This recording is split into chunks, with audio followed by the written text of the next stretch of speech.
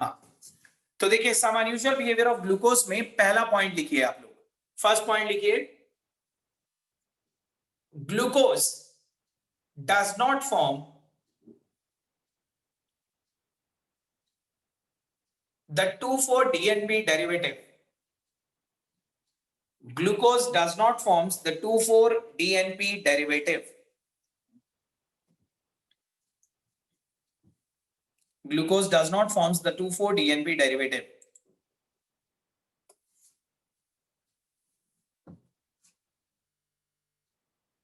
Does not forms the 2,4-DNP derivative. तो पहला unusual behaviour तो ये है कि ग्लूकोज 2,4-DNP वाला रिएक्शन नहीं शो करता।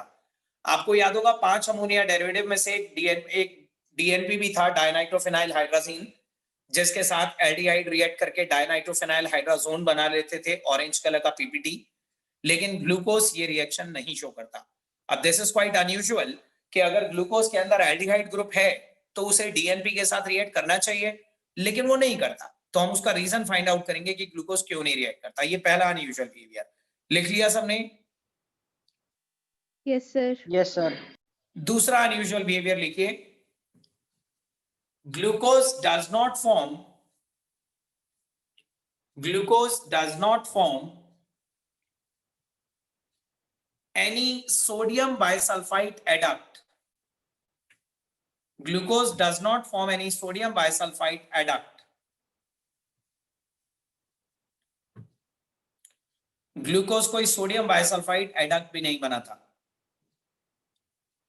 Does not form any sodium bisulfite adduct. आपको बाइसल्फाइड वाला रिएक्शन याद है, NaHSO3? Yes sir. NaHSO3 के साथ एडक्ट्स बना करते थे जो प्यूरिफिकेशन के लिए भी यूज करे जाते थे। तो ग्लूकोज NaHSO3 के साथ भी रिएक्ट करके कोई एडक्ट नहीं बनाता। ठीक है, ये भी अनयूजुअल है। अब मैं जो तीसरा पॉइंट बताने जा रहा हूं वो एक्चुअली पॉइंट नहीं है, वो पूरा एक पेज है। ठीक है, पूरा एक पेज लिखने के लिए रेडी हो जाइए। That's a very very important property. और फिर उन तीनों एक्सप्लेनेशंस को, उन तीनों अनयूजुअल बिहेवियर को एक साथ एक्सप्लेन करूंगा। तो थर्ड पॉइंट बोल रहा हूं, सब लोग ध्यान से लिखिए। when glucose is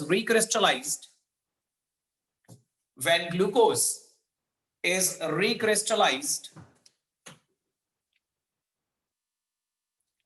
from its hot saturated solution, when glucose is recrystallized from its hot saturated solution,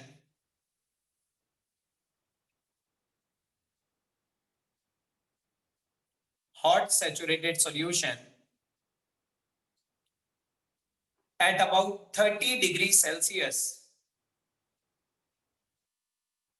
at about 30 degrees Celsius, then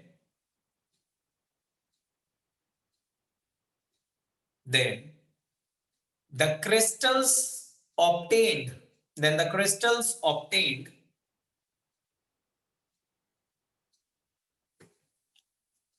exhibit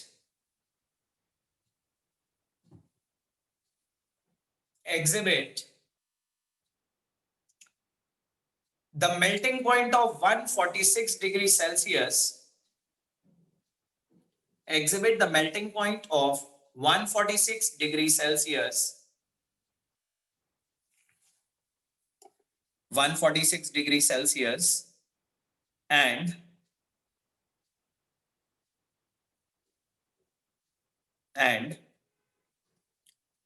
the optical rotation of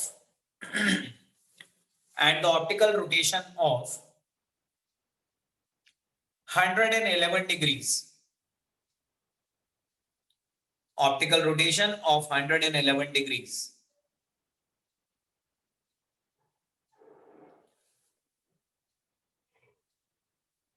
यहां तक लिखा? Yes sir. Yes sir. Yes sir. सब लोग अपनी copy में check करिए, ये जो मैंने बिल्कुल लास्ट वाली वैल्यू बोली 111 डिग्री, इसके आगे किसी ने सेल्सियस तो नहीं लगा दिया? No sir. किसी एक आदमी ने तो लगा दिया होगा, सेल्सियस काट दीजिएगा, 111 डिग्रीज एन एंगल, टेम्परेचर नहीं है।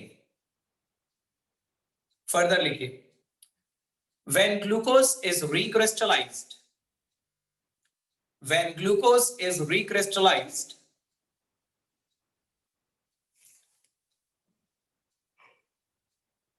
from its hot saturated solution, when glucose is recrystallized from its hot saturated solution,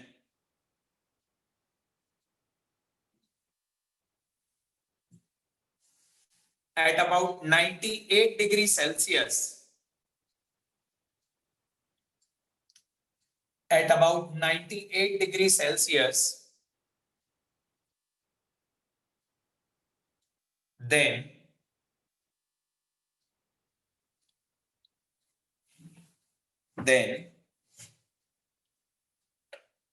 the crystals of glucose exhibit,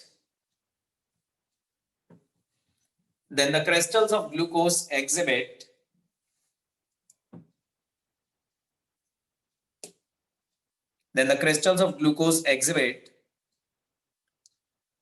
the optical rotation of 19.2 degrees, optical rotation of 19.2 degrees, and the melting point of about 150 degrees Celsius, and the melting point of about 150 degrees Celsius.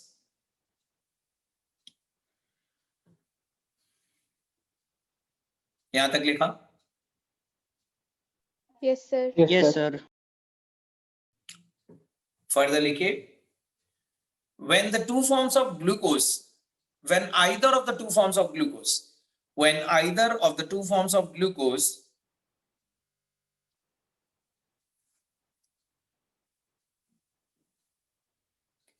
are dissolved in water, when either of the two forms of glucose are dissolved in water,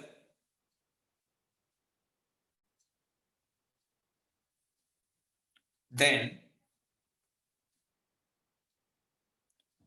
the optical rotation of both the forms, then the optical rotation of both the forms spontaneously change to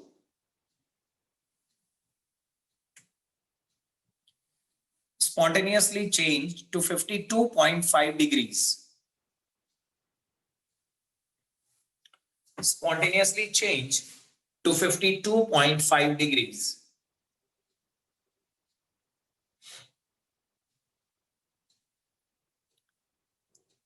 यहां तक भी लिख लिया? Yes, sir. Yes, sir. Next line में लिखिए, this spontaneous change in the optical rotation of glucose, this spontaneous change in the optical rotation of glucose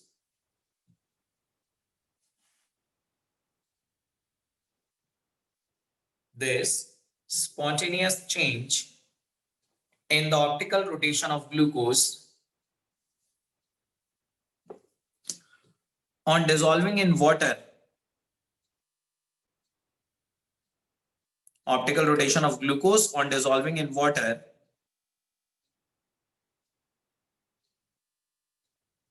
is known as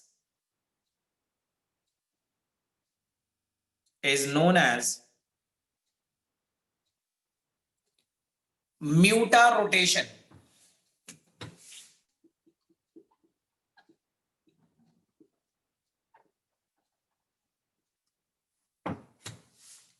Muta rotation. लिख लिया? Yes, sir.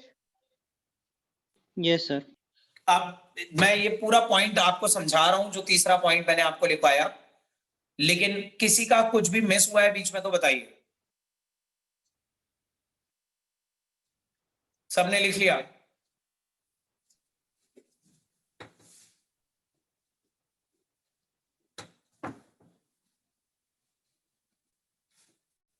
देखिए सम unusual behaviour of glucose जो हम पढ़ रहे हैं टॉपिक, उसमें टोटल 3 अनयूजुअल बिहेवियर आपको पढ़ने हैं। एक तो ये कि ग्लूकोज ने 2,4-DNP टेस्ट नहीं दिया, दूसरा ग्लूकोज ने NaHSO3 के साथ कोई एडक्ट नहीं बनाया, और तीसरा ये जो मैंने अभी आपको पूरा पैराग्राफ लिखवाया, ये जो तीसरा वाला है ना, ये आपको समझ में नहीं आया होगा, ये मैं समझाता हूँ। आप पहले बताइए मुझे, सब लोग बताइए, 12th में तो गए नहीं आप स्कूल, लेकिन क्लास 11th में जब आप गए थे तो क्या आपने कभी क्रिस्टल्स बनाने वाला कोई एक्सपेरिमेंट करा?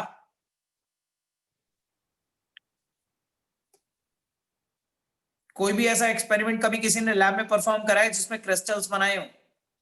Yes sir. Sir copper sulphate के बनाए थे 10th किसी के भी बनाए हो, चाहे बनाए थे? ये सर Yes, टाइम sir. होता है। कौन मुझे बता सकता है कि कैसे करा था, मतलब क्या दिया था आपको और आपने उसके साथ क्या करा? अब है सर जो क्रिस्टल्स थे उसी के और बड़े क्रिस्टल्स बनाए थे, मतलब सर क्रिस्टल्स के ही ज्यादा और बड़े नहीं। क्रिस्टल बनाए थे? अच्छा, Yes, sir. अंजलि आपने क्या करा था? तो कॉपर सल्फेट का पाउडर दिया था, उसको पानी में डिसॉल्व करा था, उसके उसमें थोड़े छोटे बहुत छोटे-छोटे क्रिस्टल होने चाहिए। फिर उसमें कुछ ड्रॉप्स H2SO4 डाली थी, फिर उसे नहीं बॉयल किया था। मैं मैकेनिज्म नहीं पूछ रहा, मैं पूरी डिटेल्स नहीं पूछ रहा, मैं बस आपको ये पूछ रहा हूं कि आपको दिया क्या था, जो भी आपको दिया था उसकी फिजिकल स्टेट क्या थी? आपने पाउडर जिस था। चीज पाउडर था, है? और अब है आप बोल रहे हो आप छोटे क्रिस्टल दिए थे, बड़े क्रिस्टल बनाए थे। Yes sir.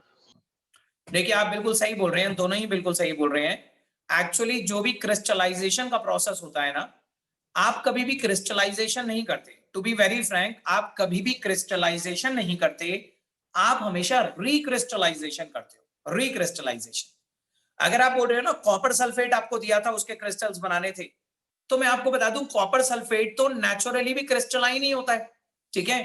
आपको कॉपर सल्फेट के क्रिस्टल्स को पहले ग्राइंड कर दिया गया, पाउडर बना दिया गया, और आपको वो पाउडर पकड़ा दिया गया और आपसे कहा गया कि अब आप इसके दोबारा से क्रिस्टल बनाइए।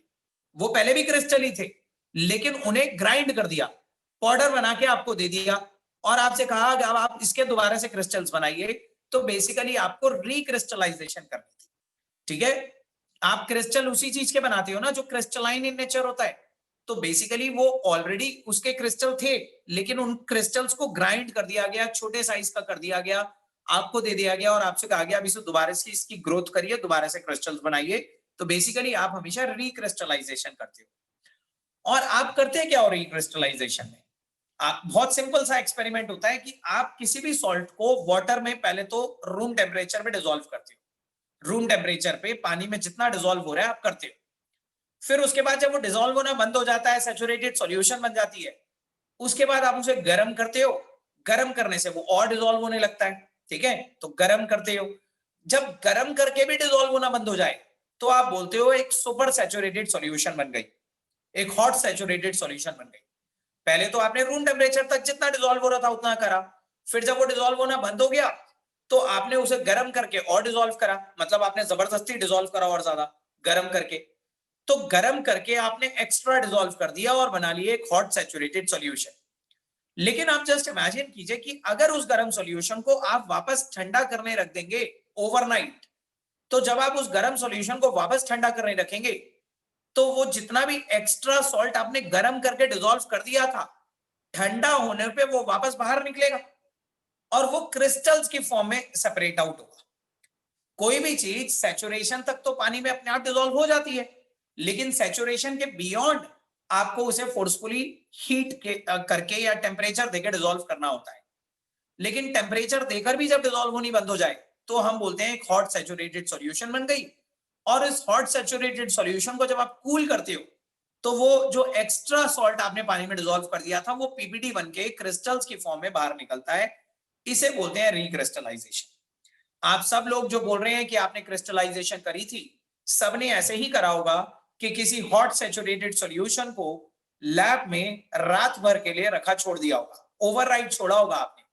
अगले दिन आके देखा होगा आपको क्रिस्टल्स मिले होंगे। क्रिस्टल्स बनाने वाला कोई भी एक्सपेरिमेंट सेम डे ही अचीव नहीं करा जाता। वो क्रिस्टल्स बना के एक हॉट सैचुरेटेड सॉल्यूशन बना के रात को रख दिया जाता है और अगले दिन आकर देखा जाता है तो आपको क्रिस्टल्स नजर आती है।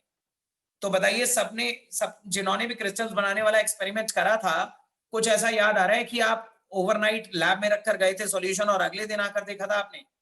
Yes sir, yes sir sir. यही करा था। ठीक है, और आप समझ गए ना क्रिस्टल्स बनाने को हम रिक्रिस्टलाइजेशन क्यों कहते हैं? Yes sir. Yes sir. क्योंकि आप वो ऑलरेडी क्रिस्टल ही थे, आपने पहले तो उसे तोड़ दिया, पहले तो उसका पाउडर बना दिया और फिर आपको दोबारा से बोल दिया गया कि क्रिस्टल्स बनाओ, तो बेसिकली आप रिक्रिस्टलाइजेशन कर रहे हो। अब आपको याद है ग्लूकोज के बारे में मैंने बताया था, glucose is a white crystalline solid, तो ग्लूकोज अपने आप में क्रिस्टलाइन था। ध्यान से देखना, ग्लूकोज अपने आप में एक क्रिस्टलाइन सॉलिड होता है, लेकिन आपको पाउडर्ड ग्लूकोज दे दिया गया और आपसे कहा गया इस पाउडर्ड ग्लूकोज को रिक्रिस्टलाइज करिए। तो हमने वो जो ग्लूकोज का पाउडर है ना, उसे दो अलग अलग टेम्परेचर्स पे रिक्रिस्टलाइज करा। मैं बोर्ड पे सब कुछ लिख रहा हूं, आप सिर्फ देख के समझिए। हमने ग्लूकोज के पाउडर को दो अलग अलग टेम्परेचर्स पे रिक्रिस्टलाइज करा। एक बार तो हमने रिक्रिस्टलाइज करा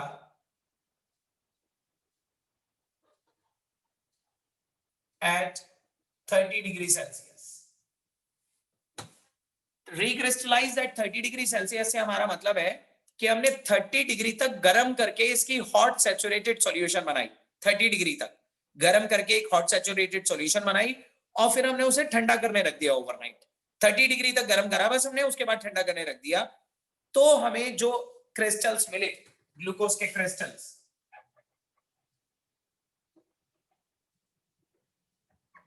उन क्रिस्टल्स ने मेल्टिंग पॉइंट एग्जिबिट करा 146 डिग्री सेल्सियस का और ऑप्टिकल रोटेशन शो करी 111 डिग्रीज की।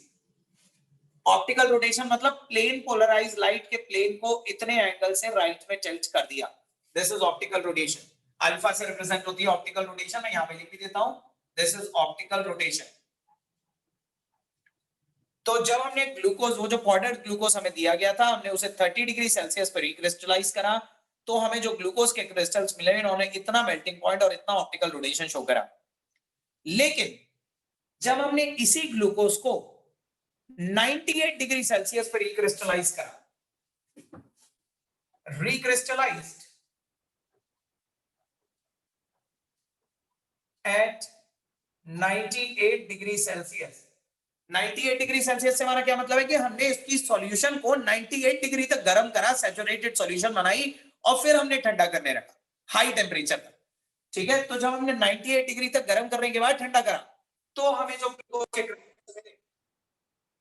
ग्लूकोज क्रिस्टल्स, उन ग्लूकोज क्रिस्टल्स ने हमें मेल्टिंग पॉइंट एग्जिबिट करा 150 डिग्री सेल्सियस का और ऑप्टिकल रोटेशन शो करी 19.2 डिग्री। अब पहले तो इतना समझिए, ये अपने आप में अनयूजुअल बिहेवियर है। आप बताइए, ग्लूकोज एक क्रिस्टलाइन सब्सटेंस होता है कि नहीं होता? Yes, sir. Glucose is a crystalline solid. और क्या आपने सॉलिड स्टेट में पढ़ा था कि क्रिस्टलाइन सॉलिड्स का एक sharp melting and boiling point होता है? Yes, sir. Yes, sir.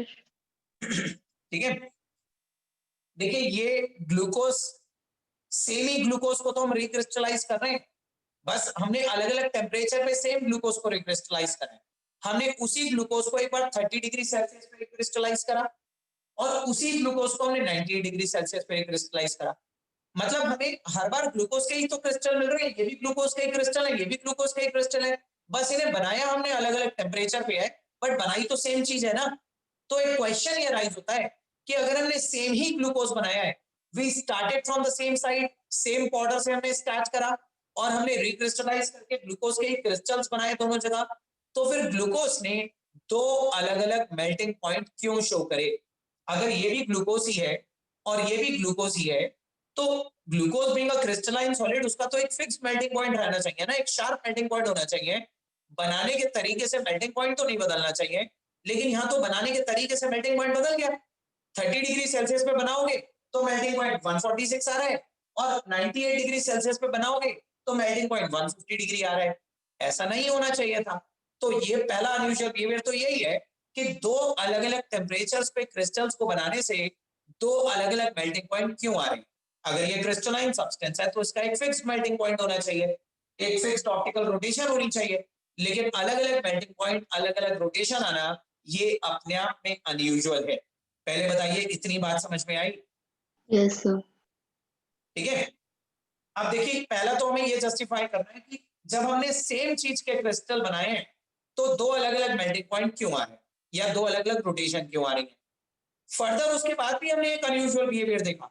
हमने ये भी देखा कि ये जो ग्लूकोज के क्रिस्टल हैं, ये जो 111 डिग्री से पीपीएल को राइट में टिल्ट कर रहे हैं, जब हमने इन क्रिस्टल को वाटर में डिसॉल्व करा, जब हमने इन क्रिस्टल्स को वाटर में डिसॉल्व करा तो वाटर में डिसॉल्व करने पे इनकी जो ऑप्टिकल रोटेशन थी वो 111 से चेंज होके 52.5 हो गई। मतलब वाटर में डिसॉल्व करने से पहले इतनी एंगल से लाइट को राइट में टिल्ट कर रहे थे, लेकिन वाटर में डिसॉल्व करने के बाद इनकी ऑप्टिकल रोटेशन की वैल्यू चेंज हो गई। अब जनरली क्या होता है, जितने भी ऑप्टिकली एक्टिव कंपाउंड होते हैं उनकी ऑप्टिकल रोटेशन पानी में डालने पे चेंज नहीं होती, लेकिन इसकी पानी में डालने पे चेंज हो गई। तो दैट वाज अनयूजुअल कि ये ऑप्टिकल रोटेशन पानी में डालने पे चेंज क्यों हो रही है। अगर पहले वाटर में डिसॉल्व करने से पहले ये इतने एंगल से पीपीएल को राइट में टिल्ट कर रहा था तो वाटर में डिसॉल्व करने के बाद भी इतने ही एंगल से करना चाहिए, ये चेंज नहीं होनी चाहिए, लेकिन वाटर में डिसॉल्व करने पे ये चेंज हो गई, ये अनयूजुअल।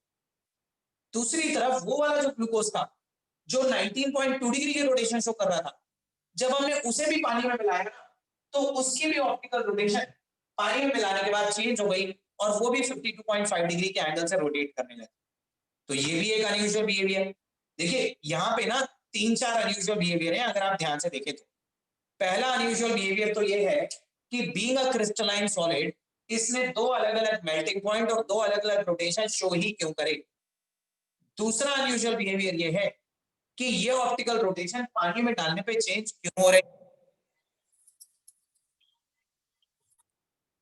दूसरा अनयूजुअल बिहेवियर ये है कि ऑप्टिकल रोटेशन पानी में डालने पे चेंज क्यों हो रही है। और तीसरा अनयूजुअल बिहेवियर ये है कि अगर ये दोनों वैल्यू चेंज हो भी रही है तो ये सेम जगह पे क्यों पहुंच रही हैं। ये भी चेंज होके इतने एंगल से रोटेट करने लगा, वो भी चेंज होके इतने एंगल से रोटेट करने लगा, ये चेंज क्यों आ रहा है वो भी हमें जस्टिफाई करना। और ये याद रखिएगा, जब भी कोई ऑर्गेनिक कंपाउंड पानी में डिसॉल्व होने से पहले कोई और रोटेशन शो करे और पानी में डिसॉल्व होने के बाद कोई और रोटेशन चेंज शो करने लग जाए तो इस ऑप्टिकल रोटेशन में चेंज आना, this is called mutarotation. So muta rotation is the spontaneous change in the optical rotation of glucose on dissolving in water. ये muta rotation क्यों हुई हमें ये justify करना है, ठीक है, हमें ये पूरा justify करना है. इसके अलावा हमें ये भी justify करना है कि अगर ग्लूकोज के अंदर एल्डिहाइड है तो फिर उसने DNP के साथ रिएक्ट क्यों नहीं करा. हमें ये भी justify करना है कि अगर ग्लूकोज के अंदर एल्डिहाइड है तो फिर उसने NaHO3 के साथ रिएक्ट क्यों. तो पहले दो अनयूजुअल बिहेवियर तो वो थे कि NaHO3 के साथ रिएक्ट नहीं हुआ, 2,4-DNP के साथ रिएक्ट नहीं हुआ, वो भी हमें जस्टिफाई करनी है. और हमें ये भी जस्टिफाई करना है कि ये क्यों, ये दो अलग अलग मेल्टिंग पॉइंट, दो अलग अलग रोटेशन क्यों आई और पानी में डालने पर वो रोटेशन चेंज क्यों. ये सब मैं आपको एक्सप्लेन करूंगा. पहले बताइए तीसरा पॉइंट आपको समझ में आ गया मैंने क्या बताया?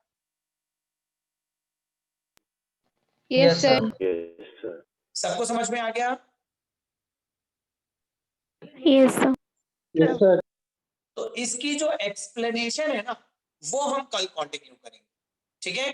कल सुबह 7 बजे आपकी क्लास है, बहुत ही इंपॉर्टेंट क्लास है. अगर आपने ये एक्सप्लेनेशन मिस कर दी ना, आई गारंटी आपको ग्लूकोज में आगे कुछ नहीं समझ में आएगा. तो इसलिए ये क्लास मिस मत करिएगा. कल सुबह मैं एक्सप्लेन करूंगा इन अनयूजुअल बिहेवियर के पीछे का कॉज. सही है, सुबह 7 बजे ज्वाइन कर लीजिए. Okay, sir. Thank you, sir. Okay, sir. Okay, good evening.